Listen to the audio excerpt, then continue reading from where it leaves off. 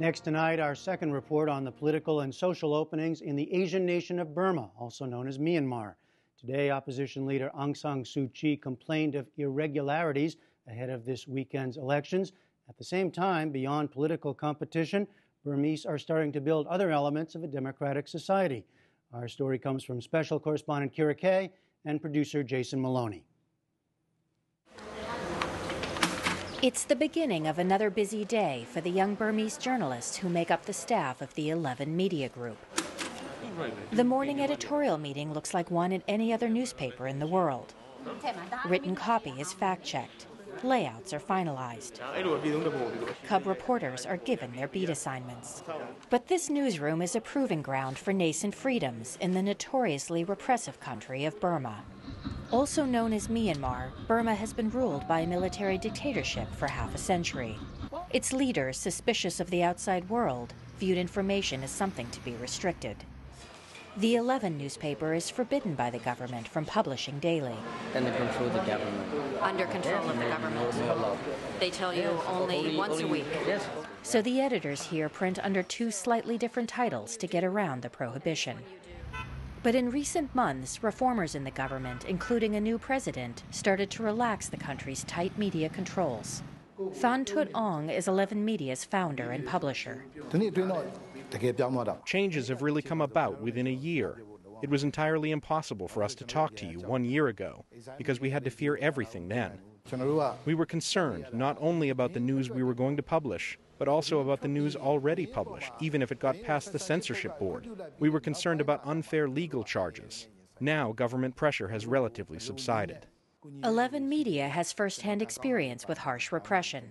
In 2003, an editor was sentenced to death over a story alleging misuse of an international grant. The sentence was later commuted to 3 years in prison.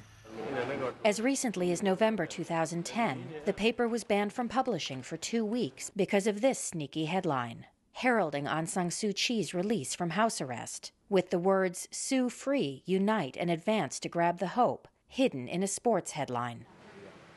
While the censor board still rejects coverage of some topics, especially articles critical of the military, the paper has been able to openly report on Aung San Suu Kyi's current campaign for parliament. And reporters energetically delve into investigations, today preparing a story about concerns in the maritime testing process. The system can be changed, but it is so entrenched. In a sign of wider change, Burmese exile media groups have been allowed to return to the country to report, and some have applied to set up their own bureaus. 11's editors are optimistic restrictions will be further relaxed and are hiring new reporters to meet the demand. 20-year-old Ah Zong Tun was so eager to become a journalist, he first took a job as a driver for the newspaper while waiting for a reporter slot to open. I didn't have a chance to learn about the politics and history of our country. I wish to raise these topics so that people have a greater understanding of these issues. Within the past year, local media have had an increased chance to cover these issues. That's why I joined this department. Despite this enthusiasm, publisher Than Tut Ong warns that until Burma's government rewrites its current media laws, it will be too soon to call his industry free. Our freedom is only 20 or 30% by international standards. We still have repressive laws, such as the Defamation Law, National Security Act, and now the latest Electronics Act, which can send us to jail for accepting or responding to a sensitive email. With the continued existence of such laws, there is no chance for us to carry out free and independent reporting. Burma is one of the poorest countries in Asia, with a dismal human rights record and ongoing internal ethnic conflicts. Civil society will have tremendous work to do to ensure the government's tentative steps towards freedom are solidified into a democratic system. In this unassuming house, former political prisoners are strategizing their return to civic activism.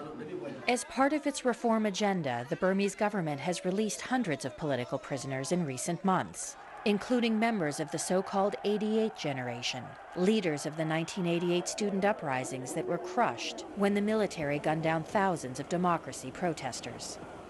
Koko G was first arrested soon after those protests. And then 2007 to 2012, nearly 4.5 years, altogether 18 years in prison.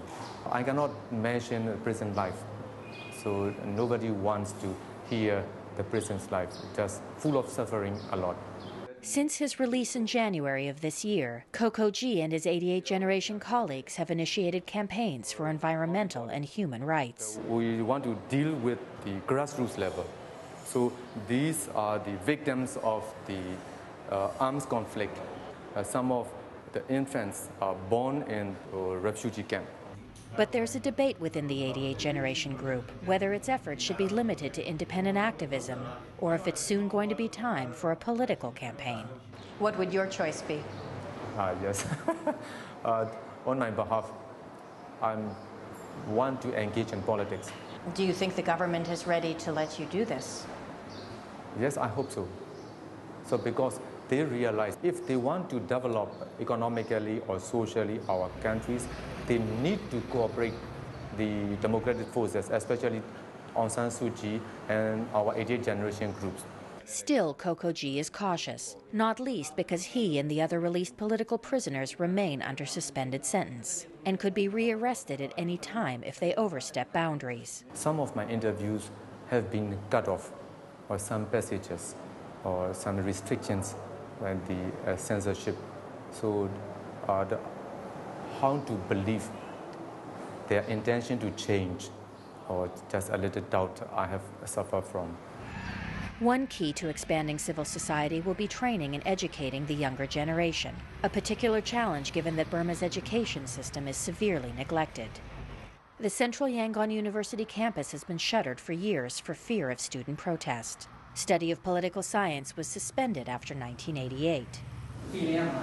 Rising to meet this challenge is Myanmar Egress, a 5-year-old skills training program. Myanmar Egress has been able to offer political science classes to students under the more innocuous title of social entrepreneurship. Still, the content is surprisingly bold. Something democracy can bring to Burmese society is open public debate. What is open public debate? It means an open exchange of discussions and arguments. I want to work for my country as a policymaker. 27-year-old Yin Mon is aiming for a future as an economic researcher. She and the other students here were eager to practice their English with me and share their optimism about changes in Burma. It's not totally changed, but this is a transition period. So it is starting to move our country. This is a first step, I think so. In the past, we have no chance to express our feelings to public. Now we can. We want democracy. Now we are starting to democracy trend. So all people are really happy, really willing to develop our country more and more for the long time. Even as Burmese vote this weekend in the closest thing to a real election in decades, with Aung San Suu Kyi and her allies possibly entering parliament, the bigger and deeper challenge will be creating and sustaining civil society groups and media organizations to bolster the fragile gains of freedom. Kira's report was a production of the Bureau for International Reporting.